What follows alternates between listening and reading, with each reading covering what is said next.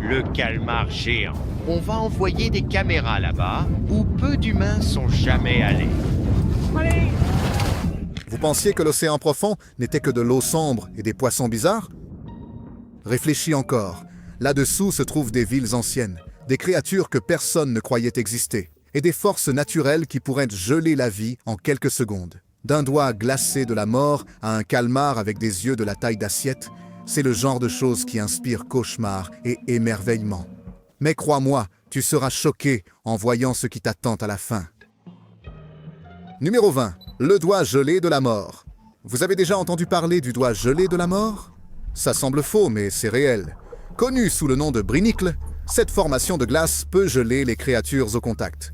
Vue pour la première fois dans les années 60, mais filmée pour la première fois en 2011 près de l'Antarctique.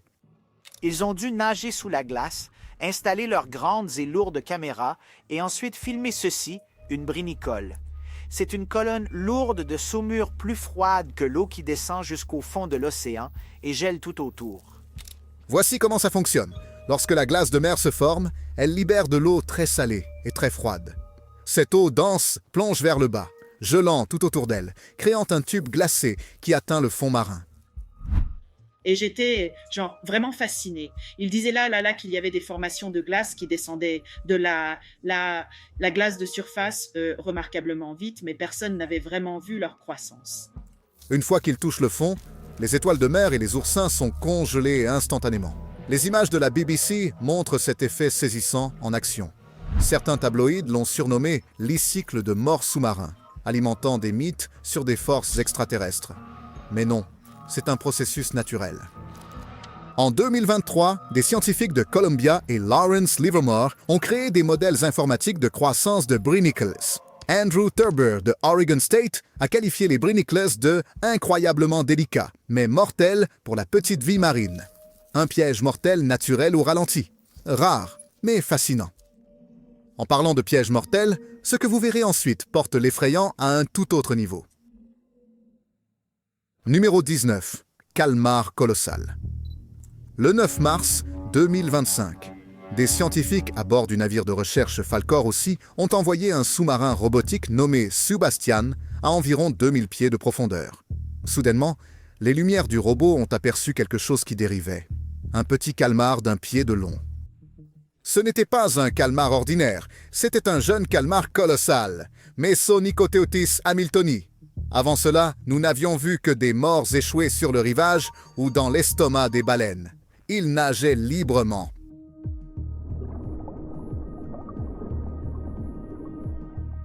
Les scientifiques Kat Bolstad et Eran Evans ont failli perdre leur sang-froid. Eran a même dit « J'ai commencé à hyperventiler en voyant les crochets étranges sur ses bras. Oh, et ses yeux, presque 16 pouces de large, les plus grands de tous les animaux. » Nous avons ici une chance de voir un animal que personne n'a jamais vu vivant à grande taille auparavant, là où il appartient, et qui n'a aucune idée de l'existence des humains. Cela les aide à voir leur proie dans l'obscurité totale, preuve que ces géants légendaires vivent vraiment là-bas. Mais l'océan ne se limite pas aux calmars rares. Cette prochaine découverte océanique a également causé beaucoup de confusion. Et si vous n'avez pas encore cliqué sur le bouton « J'aime » et « S'abonner », allez-y et faites-le maintenant. Numéro 18. La redoutable physalie. En 2020, des chercheurs des profondeurs au large de l'Australie occidentale ont repéré une créature massive en forme de spirale à environ 2000 pieds de profondeur. Les gens l'ont appelée une physalie, mais ce n'était pas vrai. Ce qu'ils ont vu était un siphonophore, spécifiquement du genre Apolemia.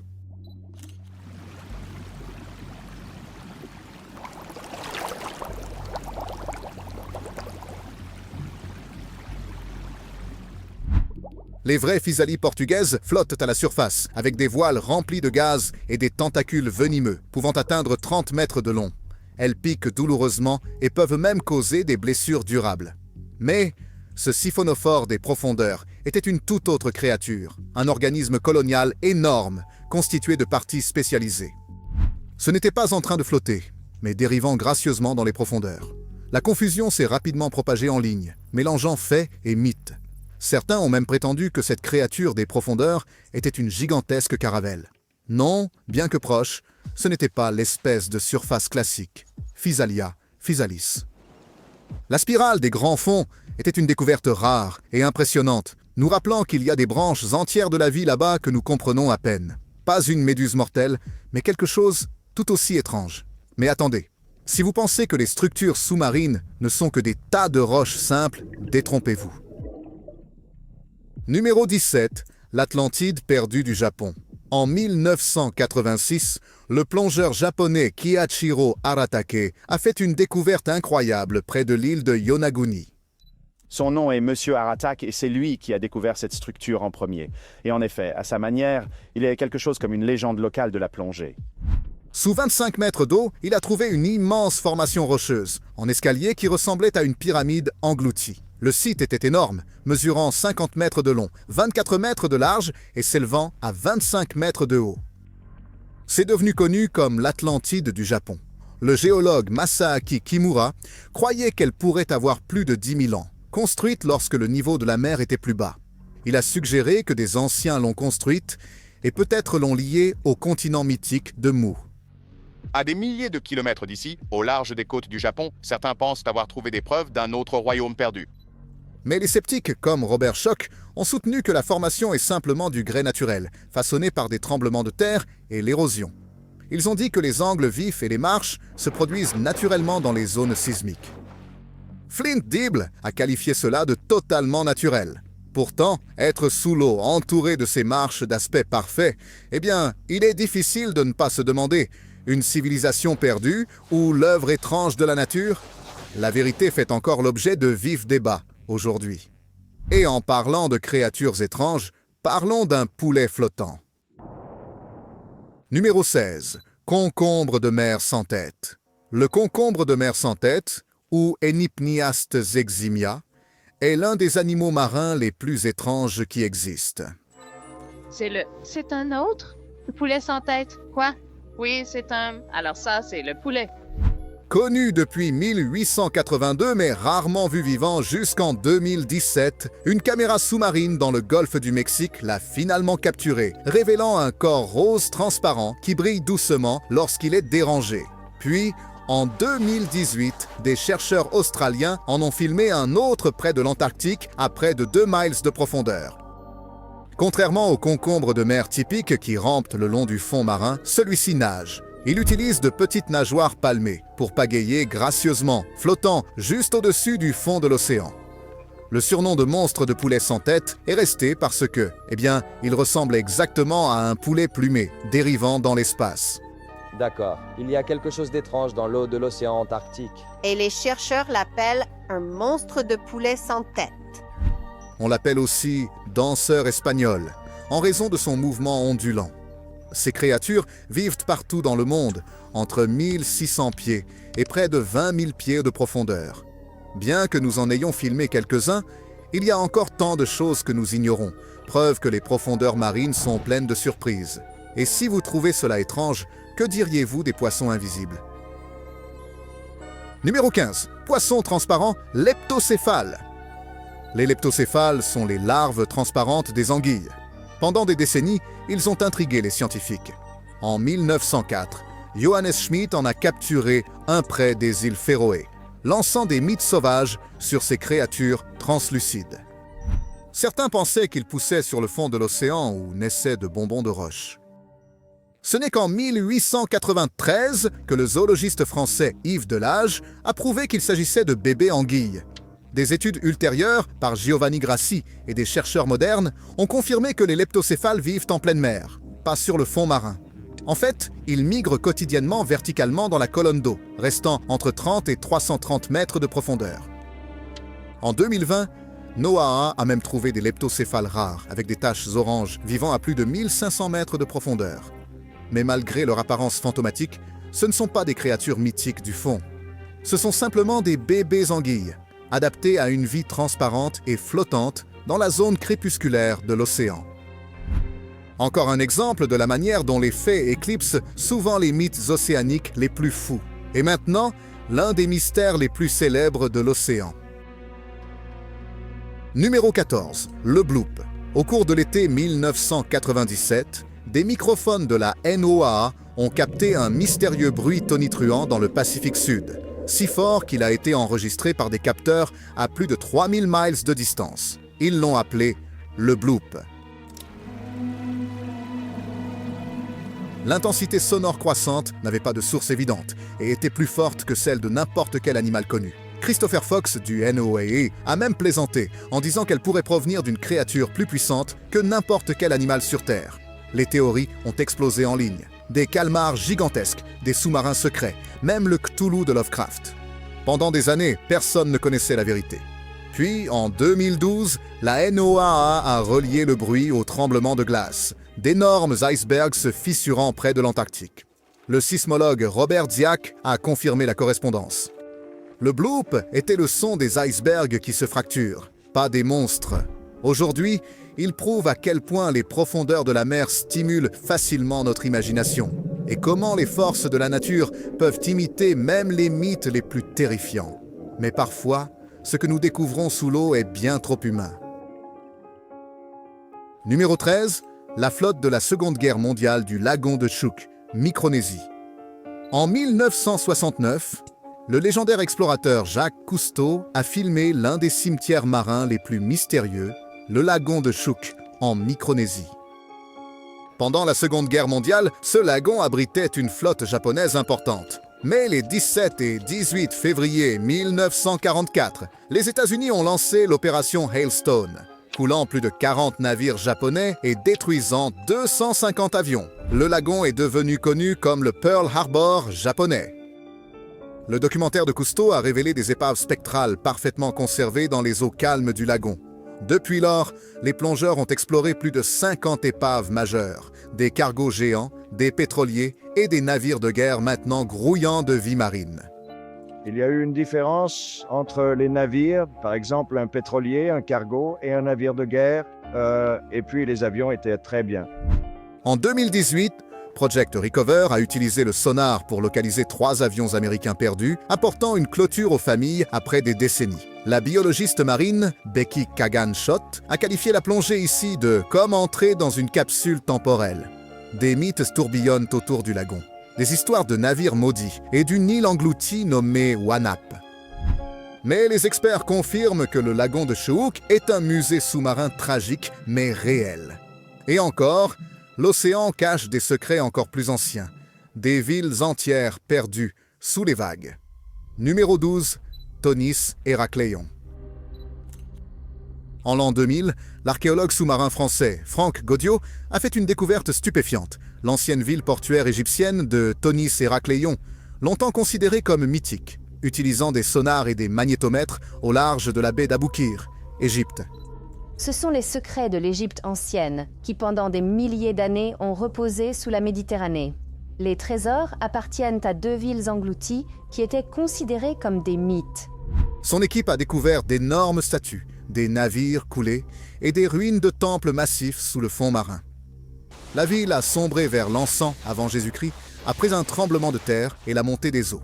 Avant sa redécouverte, Tonis Héracléon n'existait que dans les vieux textes, ce qui lui a valu le surnom d'Atlantide de l'Égypte. L'équipe de Godiot a récupéré 70 navires, des statues de 5 mètres, des pièces de l'époque d'Alexandre le Grand et des artefacts quotidiens figés dans le temps. Le clou du spectacle ? Une immense stèle en granit avec des hiéroglyphes confirmant l'identité de la ville.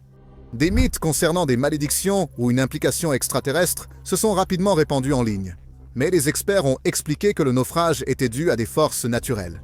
En 2021, seulement 5% du site avait été exploré, suggérant qu'il y avait encore plus caché sous le limon. Godiot a décrit le moment où il a vu les hiéroglyphes émerger sous l'eau comme une scène de Les Aventuriers de l'Arche perdue. Parfois, l'océan ne fait pas que engloutir l'histoire, il la préserve parfaitement. Et à propos des tragédies englouties, numéro 11, le naufrage du MV Derbyshire, Pacifique. Le MV Derbyshire était le plus grand navire marchand britannique lorsqu'il a disparu en 1980 pendant le typhon Orchidée. Nous avons reçu 3 bulletins météorologiques, un de Guam, un de Tokyo et un de Hong Kong, et chacun donnait une localisation différente pour le typhon Orchidée. Le navire de 91 000 tonnes a disparu sans appel de détresse. Pendant 14 ans, les familles ont réclamé des réponses. Puis, en 1994, L'explorateur maritime David Mearns a localisé l'épave à près de 14 000 pieds de profondeur au large d'Okinawa. Plus de 2500 artefacts ont été photographiés. Les enquêteurs ont découvert que le navire avait subi une défaillance structurelle lorsque d'énormes vagues ont endommagé les ventilateurs et inondé les cales à marchandises. Cela a provoqué une implosion catastrophique sous une pression intense. Des rumeurs de sabotage ou d'explosion ont circulé. Et cette libération d'énergie était probablement équivalente à plusieurs tonnes de trinitrotoluène. Mais en l'an 2000, une enquête officielle a disculpé l'équipage, confirmant que des forces naturelles étaient à l'origine de la catastrophe. La tragédie a conduit à 22 réformes internationales de sécurité pour les vraquiers. Aujourd'hui, le Derbyshire repose comme une leçon sinistre sous le Pacifique. Sa perte a entraîné des changements qui ont depuis sauvé d'innombrables vies. La mer prend, mais elle enseigne aussi. Et parfois, elle nous montre des créatures, comme le poisson barreley, que nous n'aurions jamais imaginé voir vivant. Numéro 10, poisson barreley. Le barreley était connu depuis 1939, mais seulement comme des spécimens morts, avec des yeux tubulaires et une tête transparente. Enfin, en 2004, des scientifiques de Mbari ont filmé un vivant au large de la baie de Monterey, flottant à environ 2000 pieds d'eau de profondeur. L'aquarium de la baie de Monterey et l'équipe de plongée ont vécu une observation rare d'un poisson unique, avec une tête transparente. On l'appelle un poisson barley.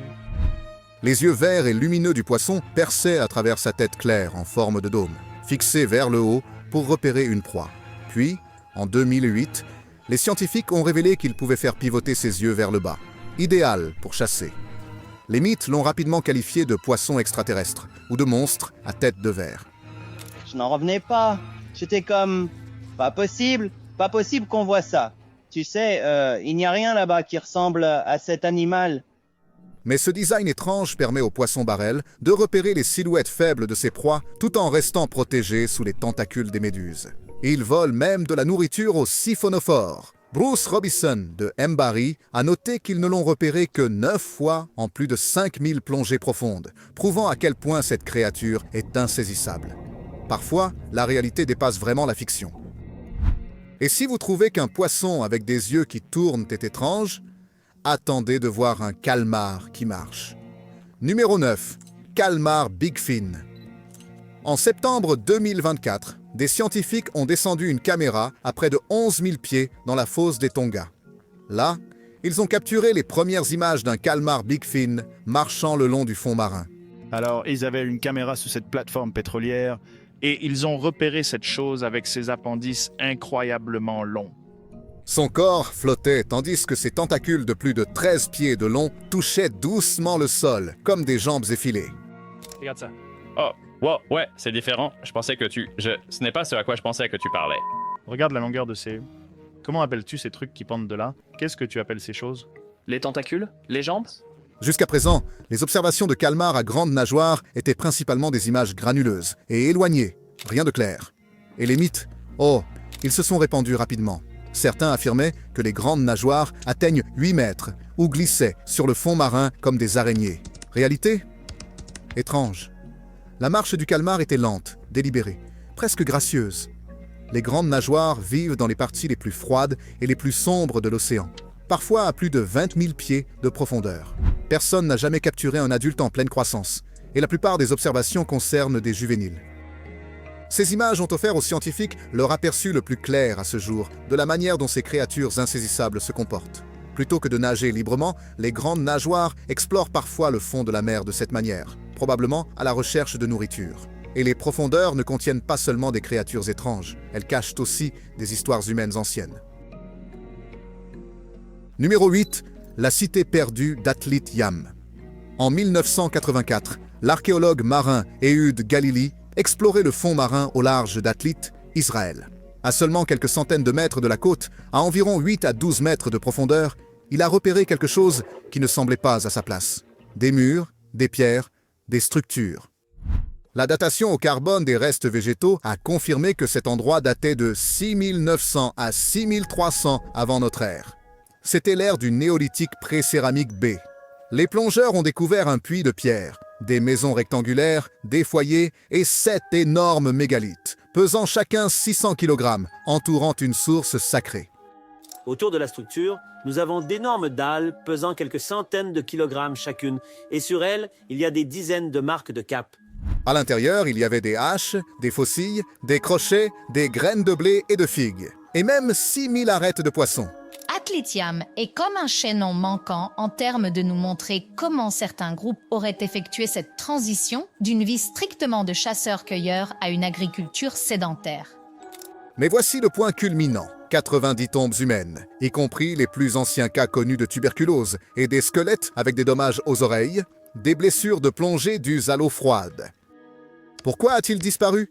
Un tsunami massif, probablement déclenché par un effondrement de l'Etna, a envoyé une vague de 40 mètres de haut à travers la région, la détruisant. Bien sûr, certains l'ont appelé l'Atlantide d'Israël, mais Galil a dit que les preuves racontaient la vraie histoire. Numéro 7, l'épave du golfe du Mexique. Avance rapide jusqu'en 2011. Shell Oil cartographiait le fond marin et a repéré quelque chose d'étrange. Une forme de 26 mètres sur 8 mètres, assise à une profondeur de 1300 mètres. L'année suivante, l'Okeanos Explorer de la NOAA a envoyé son véhicule sous-marin télécommandé. Ce qu'il a trouvé a stupéfié les scientifiques. Lorsque le ROV touche le fond et navigue jusqu'à ce site particulier, et que nous posons les yeux pour la première fois sur l'épave, nous sommes stupéfaits, nous sommes enthousiastes. Section de coques gainées de cuivre, encre, canons, poils de navire, bouteilles en verre, assiettes en céramique et même mousquets. L'archéologue marin Jack Irion a noté « Cette cuisinière, presque jamais vue dans les épaves du Golfe ». Frank Cantelas de la NOAA a ajouté « C'était à plus de 320 km au large, l'une des épaves en bois les mieux préservées dans les eaux américaines ». En 2013, le ROV Hercule a cartographié le site et a révélé 3 épaves distinctes dans la région.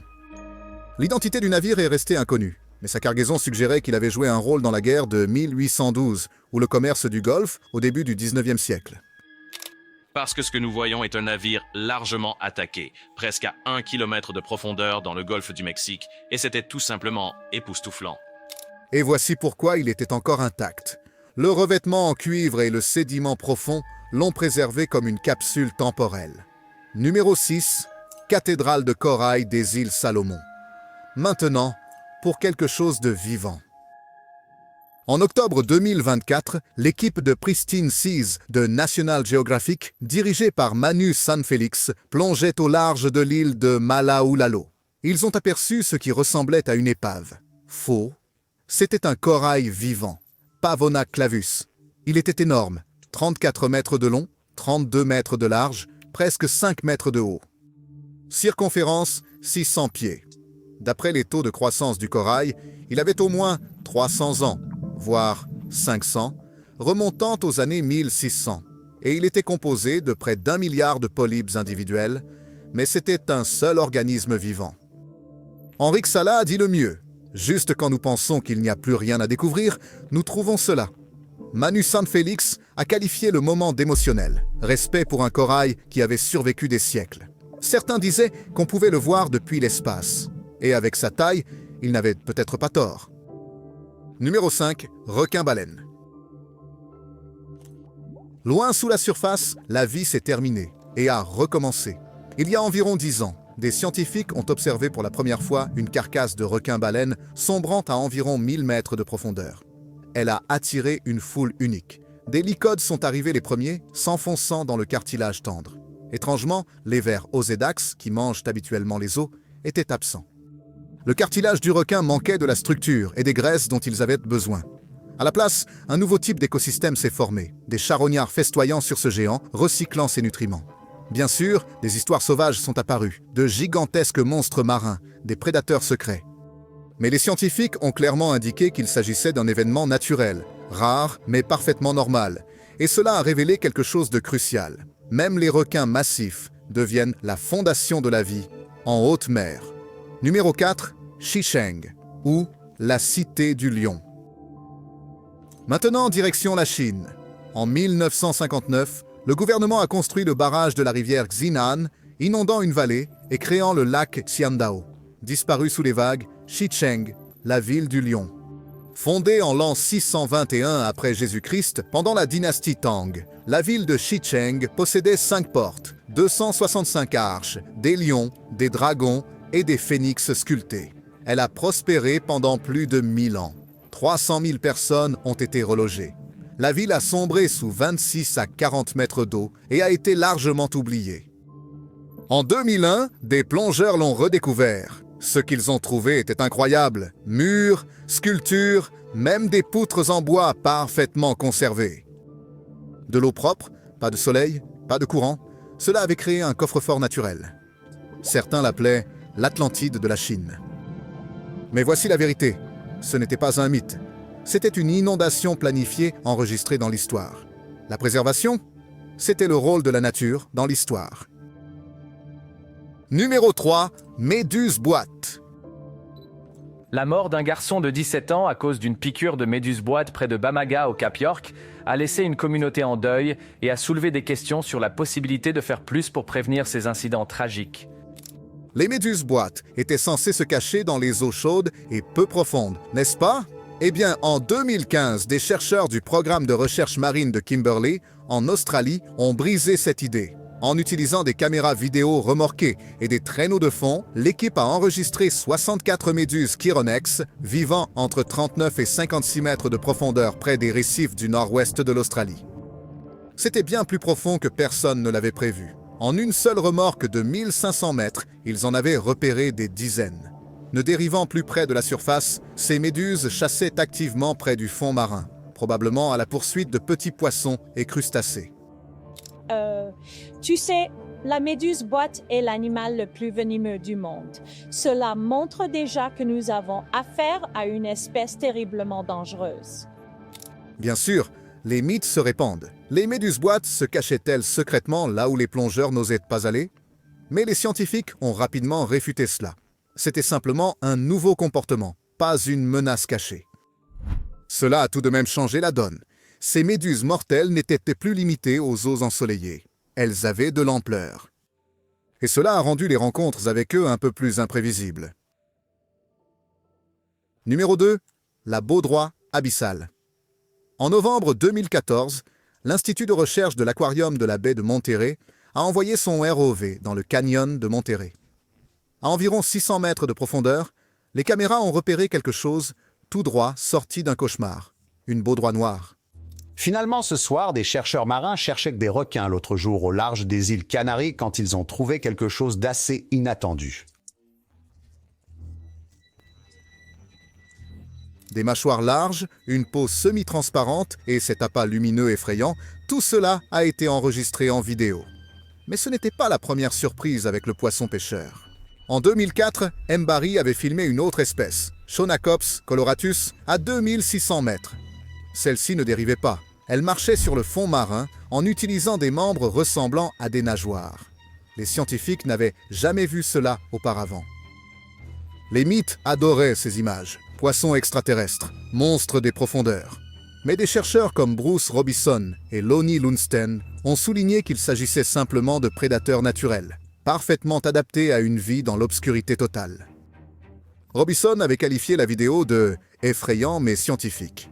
Lundsten a attiré l'attention sur les nageoires marchantes et les changements de couleur, les juvéniles bleus devenant des adultes rouges. Grâce à ces missions ROV, les scientifiques disposaient désormais de véritables séquences, plus besoin de se fier à de vieux spécimens poussiéreux. Et ce qu'ils avaient vu était plus étrange que quiconque ne l'avait imaginé. Numéro 1, champ hydrothermal de Lost City, Atlantique. Dernière étape, un endroit si étrange qu'il pourrait avoir réécrit l'histoire de l'origine de la vie. En décembre 2000, à bord du navire de recherche Atlantis, des scientifiques sont tombés sur de grandes flèches blanches s'élevant du plancher océanique sur la dorsale médio-atlantique. Ils ont appelé cela le champ hydrothermal de la Cité perdue. 30 cheminées de carbonate imposantes, certaines atteignant près de 60 mètres de hauteur, expulsaient des fluides alcalins entre 40 et 50 mètres de hauteur, 90 degrés Celsius. La cause ? Une réaction appelée serpentinisation. L'eau de mer a rencontré la roche du manteau, produisant de l'hydrogène et du méthane, sans magma impliqué. Des expéditions de suivi ont cartographié 3,3 km² et confirmé que le champ était actif depuis au moins 120 000 ans. Mais ce qui a vraiment époustouflé tout le monde, c'était la vie à l'intérieur. Des archers produisant du méthane, des bactéries vivant à l'intérieur des parois des cheminées et des créatures bizarres, escargots, bivalves, crevettes, vers tubicoles, coraux. De temps en temps, même des poissons et des requins venaient. Les premiers titres criaient « Atlantis sous-marine !» Mais la scientifique Deborah Kelly avait rétabli la vérité. C'était un écosystème naturel florissant, pas une ville perdue. Plus important encore, il a offert des indices sur les débuts de la vie. L'hydrogène et le méthane des roches, des ingrédients qui pourraient avoir alimenté la vie sur la Terre primitive. Alors, que penses-tu qu'il reste caché sous ces vagues infinies? Des civilisations perdues, des créatures que personne n'a encore imaginées, ou des forces de la nature que nous ne pouvons pas expliquer? Une chose est sûre, nous avons à peine effleuré la surface. Appuyez sur le bouton d'abonnement si vous voulez d'autres plongées dans l'inconnu. Et dites-moi dans les commentaires, laquelle de ces découvertes vous a le plus époustouflé? Je serai attentif à vos réponses.